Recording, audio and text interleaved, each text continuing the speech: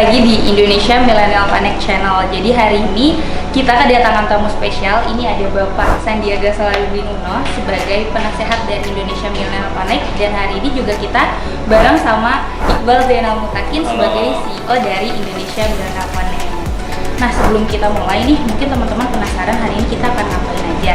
Tapi sebelum itu aku mau tanya dulu nih, Bapak, apa kabarnya? Baik, senang banget. Biasanya ketemu Iqbal di Zoom dengan ribuan orang gitu. Biasanya kita cuma online aja ya, Pak? Sekarang kita ketemu Iqbal, Pak Ketua, Pak Tito, dan Mbak Zita langsung secara fisik, walaupun kita nerapin tadi protokol kesehatan yang ketat dan disiplin ya. Karena kebetulan kita udah ada stay distance, jadi paling nggak kita lebih confident mask off. Tapi seru banget nih, apa nih acaranya hari ini nih kita? Jadi hari ini tuh kita akan main Q&A, never or I have ever. Jadi nanti aku akan ngajuin beberapa pertanyaan. Pertanyaannya itu bisa dibilang cukup bisa bikin penasaran gitu. Uish. Pak. Jadi nanti Bapak tinggal jawab pernah atau nggak pernah. Never atau I have ever. Yes. Nah, sebelum itu aku mau ngasih ini dulu, Pak, spesial untuk nanti. Never say goodbye, never gonna give you up, never gonna cry around. Oke, jadi kita langsung aja nih mulai ke pertanyaannya. Ini pertanyaannya gampang kok, jadi nggak usah tegang-tegang banget. Nggak boleh nyontek. Nggak boleh nyontek juga ya, satu sama lain nggak boleh sama. Dari tadi tegang banget nih kayaknya suasananya. Oke, aku akan mulai ke pertanyaan pertama. Never or I have ever bolos waktu kuliah. Oh, ini udah paling jujur nih, Pak. Oke, jadi jawaban dari Bapak tidak pernah, dari Bang Iqbal pernah. Ini bisa diceritain gak nih kenapa waktu itu bolos Ini kuliah? OCD sih aku. Aku kalau miss satu kelas itu kayak cari penggantinya gitu. Jadi pakai 3 hari sebelumnya ini model-model pelajar teladan gitu deh yang suka ngeselin. Kalau di kelas duduknya depan nyatet terus gitu. Wow, Kalau Iqbal jadi gimana? contoh. Kalau saya sih Pak, kan saya di UIN ya. Kalau di UIN itu ada batas maksimal 4. Jadi ya digunain semaksimal mungkin. karena kan juga organisasi Pak, ikut BEM. Oke. Jadi buat teman-teman yang penasaran, ini udah ada jawabannya ya. Oke, kita lanjut ke pertanyaan selanjutnya. Ini harus dijawab dengan jujur lah ya. Oh boleh, nggak jujur? Harus jujur. Bang Iqbal harus jujur ya. Oke, never or I have ever nyontek waktu pas ujian. 1, 2, 3. Deng deng. Gak pernah lagi dan jawabannya ini sangat bertolak belakang ya. Oke, sekarang kita tanya alasannya. Silakan Bapak, boleh menjawab. Saya biasanya yang dicontek. Wih. Jadi ya berbagilah karena kebetulan tadi ya tipikal murid yang sebelum kelas itu baca dulu ujian dipersiapkan dan biasanya ujiannya malah teman-teman yang pada nanya pengen ngeliat gitu hasilnya. Jadi kebetulan kalau saya ngeliat ke teman-teman dia malah nunggu saya jadi ya kebetulan aja nggak pernah. Jadi Bapak yang berbagi ya Pak, yang sharing ke Iya teman-teman berbagi ya. walaupun itu juga nggak boleh kan. Tapi itu ada kemurahan hati, berbagi ilmu kan, berbagi ilmu ya. Walaupun caranya salah. Baik hati sekali. Kalau Bang Iqbal, Ya mayoritas emang ya 50% lah. Jadi nggak hanya nyontek tapi berbagi juga sih Pak. Kayak waktu itu ya kalau misalkan nilai juga bisa dibilang gede lah Pak. Gitu. Itu nilai pribadi bukan nilai dari. Oke, udah teman-teman jadi sekarang udah tahu ya jawabannya Pak Sandi sama Bang Iqbal ini pernah nyontek atau enggak. Oke, kita lanjut ke pertanyaan selanjutnya. Never or I have ever mau ikut turun kegiatan sosial tapi mager, males gerak. Kan kayak anak zaman sekarang tuh kalau mau ngapa-ngapain tuh mager gitu Pak. Oke, 1, 2, 3. Oh ini malah bener-bener dari tadi jawabannya beda loh. Kalau yang ini pernah, ini nggak pernah. Oke, sekarang dari Bapak dulu bisa jawab kenapa tuh Pak bisa mager gitu? Ya waktu itu ada kegiatan sosial terus besoknya mau ujian Terus ya lebih baik di tempat kos di asrama baca, terus nyiapin buat ujian. Jadi kegiatan sosialnya waktu itu nggak ikutan. Kegiatan sosialnya waktu itu kita ada acara Permias, Persatuan Mahasiswa Indonesia di luar negeri kan. Jadi aku pikir aku skip aja deh, aku lebih baik belajar. Jadi pernah dan kalau mesti ngulang lagi sih, aku mungkin ikut kegiatan sosialnya ya, karena kuliah atau kita menuntut ilmu itu juga patut ada breaknya dan ketemu sama bersilaturahim dan bersosialisasi. Tapi sebenarnya bukan mager sih, apa jatuhnya, tapi memang ada. Ya kan mager kan malas gerak kan, malas gerak. Lebih baik belajar di asrama. Tapi kalau milenial sekarang kan malas geraknya tuh kayak nggak ngapa-ngapain gitu. Oh, faedah gitu. Ya, oh, belum kalau itu never. Itu kalau yang nggak ngapa-ngapain itu never. Never ya, jadi itu karena ada satu arah sana. Kalau Bang Iqbal nih nggak pernah juga? Nggak pernah, karena kan emang sebenarnya jiwa-jiwa organisator lah. Aktivis. Oke, kita lanjut ke pertanyaan selanjutnya ya. Never or I have ever gagal pas lagi semangat-semangatnya dagang atau berwirausaha. 1, 2, 3. Dua-duanya pernah nih, boleh tuh ceritain sedikit pengalamannya? Pengalaman yang paling sering itu adalah proposal ditolak. Lagi semangat-semangatnya waktu itu, tapi proposalnya ditolak mungkin puluhan sampai mungkin sempat ratusan perusahaan yang menolak proposal gitu. Tapi itu awalnya buat kita sempat galau ya, andilau antara dilema dan galau. Tapi terakhir-terakhir malah justru menyemangati kita. Jadi kita tanya kenapa ya proposal kita nggak menarik. Coba kita lihat deh apa yang bisa kita perbaiki. Jadi melihat penolakan-penolakan itu sebagai kesempatan kita memperbaiki diri. Kalau Bang Iqbal sendiri? Kalau dari pengalaman waktu itu pernah juga kan saya bikin travel Pak, pernah ditipu dari orang Pulau Seribu. Dia bilang ini ke Pulau Tidung atau Pulau hampir semua Pak, ada Pari, ada Tidung, ada Harapan pernah. Resort juga ada. Ini homestay dulu ya? Gitu. Waktu itu pernah ya pihak pulaunya ngasihnya cuma 2 hari, padahal saya booking untuk 3 hari gitu. Akhirnya keluar. Oh, disuruh nambah gitu. Rugi dah dia. Ini juga pelajaran ya buat teman-teman di pulau tuh, kadang-kadang ini kawan-kawan saya juga begitu lagi ngebludak dia terus cari tambahannya seperti itu. Padahal kan itu jadi nggak amanah ya. Kalau tips-tipsnya nih biar semangat kalau misalkan lagi ngerasa down kayak gitu tuh gimana tuh Pak? Ada Olahraga. tipsnya nggak nih? Olahraga. Olahraga. Lari. Udah olahraga belum Iqbal begini? Belum ngejar ke sini. Ngejar. Jadi Bang Iqbal udah bangun dari jam 5 pagi tadi ya? Ngapain aja bro jam 5? Kurang efisien. Sholat subuh Pak. Iya, sholat subuh. Sholat kan masih ada beberapa jam gitu. Aku sempat lari, sempat sepeda tadi. Oke, jadi tipsnya kalau dari Pak Sandi itu olahraga. Kalau dari Bang Iqbal tipsnya apa? Ikutin passion. Misalkan sukanya traveling, jalan-jalan. Sukanya ngegame, ya ngegame dulu, istirahat sebentar. Oh, keren banget.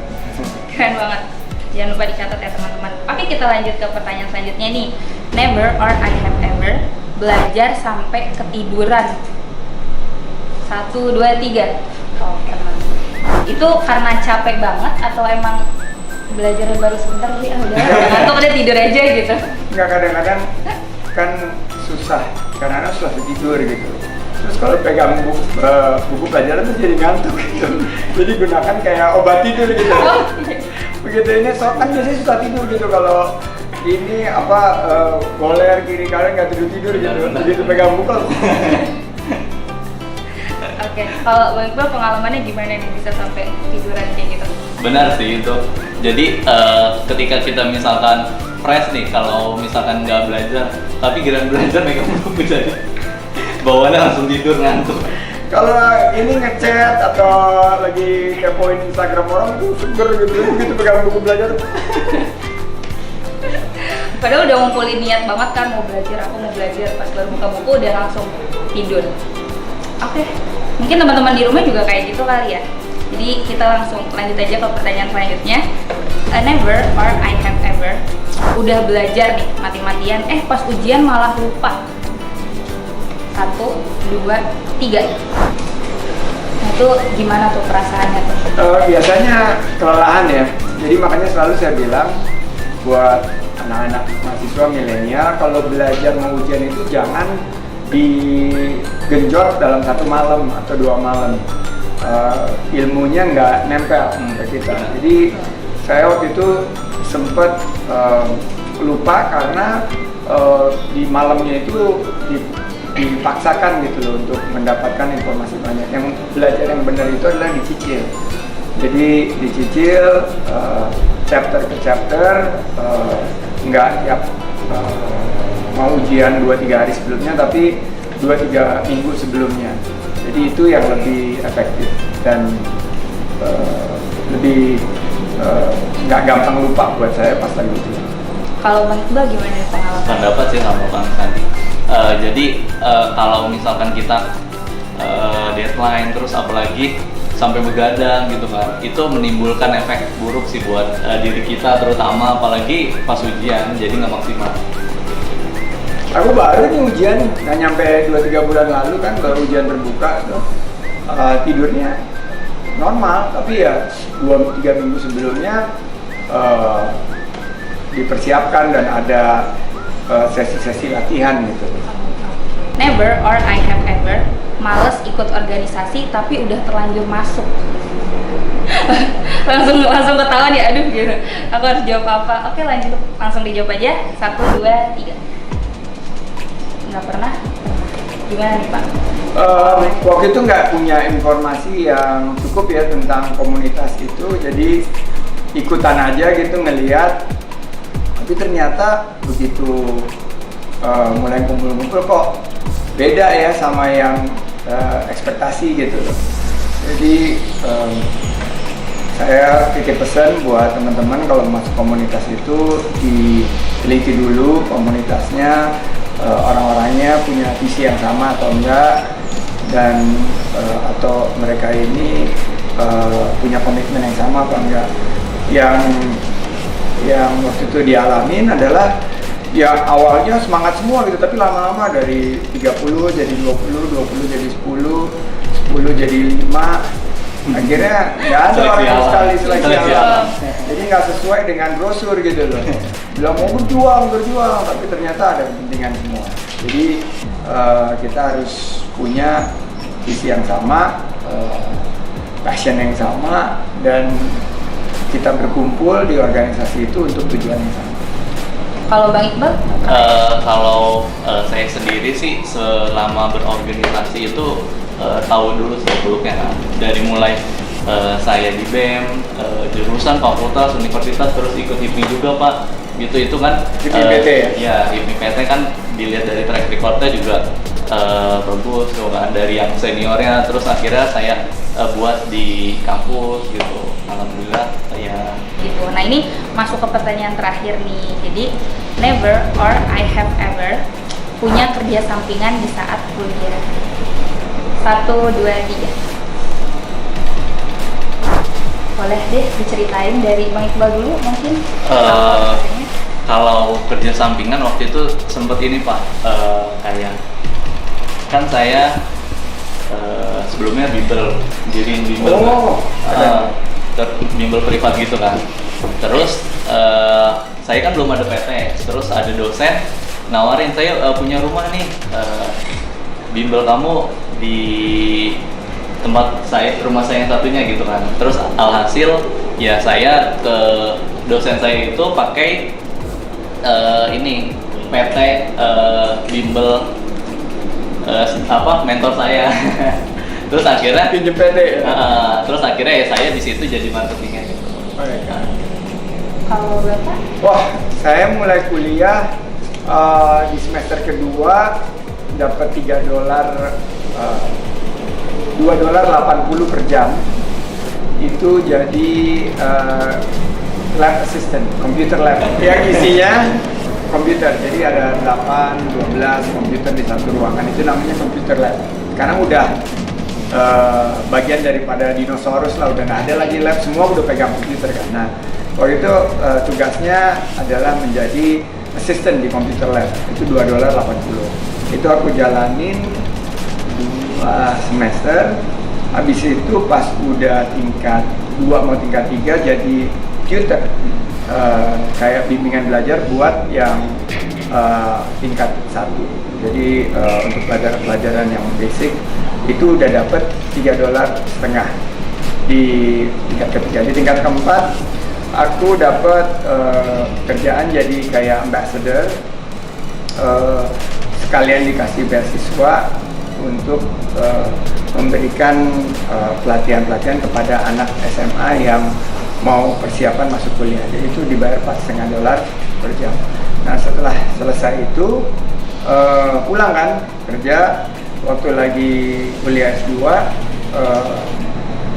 semester jadi teaching assistant, jadi asisten dosen. 1 semester kerja di perusahaan telekomunikasi di bidang connecting. Nggak ada hubungannya sama finance yang aku pelajarin, tapi di bidang connecting. Jadi selama kuliah itu ya magang terus, magang walaupun income-nya sedikit, tapi jadi sarana berteman, sarana melihat peluang dan mempersiapkan untuk kehidupan pasca kuliah. Jadi bisa jadi tips juga nih untuk milenial di rumah, bahwa sambil kuliah juga bisa sambil bekerja gitu, selama bisa untuk manage waktunya gitu. Jadi jangan sampai pekerjaan juga mengganggu kuliah, dan jangan terlalu fokus juga sama satu hal. Nah ini sambil aku tutup nih Pak, minta untuk ini dong tips-tipsnya untuk para milenial, gimana caranya biar bisa semangat dan tetap produktif di era saat ini. Untuk milenial ini zaman yang sangat spesial, dan kalau kita bisa tampil maksimal, mudah-mudahan generasi milenial ini akan menjadi generasi yang paling fenomenal. Saya yakin banget karena